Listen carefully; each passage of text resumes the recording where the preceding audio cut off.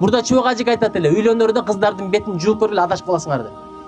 Азыр жуусаң дагы адашасың, анткени ботекс деген балекет чыкты. Беттерин операция кылдырып алып атат.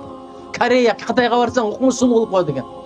Азыр бетке чачка чач уламай, кашка каш уламай. Ошон үчүн ичиңди оңдо, сыртыңды жөндө дейт. Кыргыз бекер айтпайт.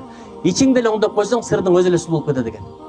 Алла менен мамилеңди оңдоп кой, адамдар менен мамилең өзү эле оңой болот экен. Кээде аялыңды таарынтып аласың, анын көңүлүн алам деп андан бетер таарынтып аласың. Андан көрө Алланын көңүлүн ал, Алла Таала аялыңдын көңүлүн алып берет. Аялды башкачтын бир эле жолу бар экен. Аллага башый, Алла Таала аялыңды башый деп берет экен. Канча бийди көрдүк, байды көрдүк, күчтүүнү көрдүк, аялдарынан коркуп жүргөн.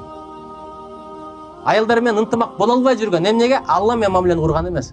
Мына азыр ортого мээрим, мухаббат, жакшы сый-урмат болуп атат. Эмнеге? Ортого даам коюлду. Кыргыз айтат го, чай ичкенден кийин мамиле башкача болуп калат деп. Адам менен мамиле кылыш үчүн ортого даам коет экенсиң, бирок Алла Таала менен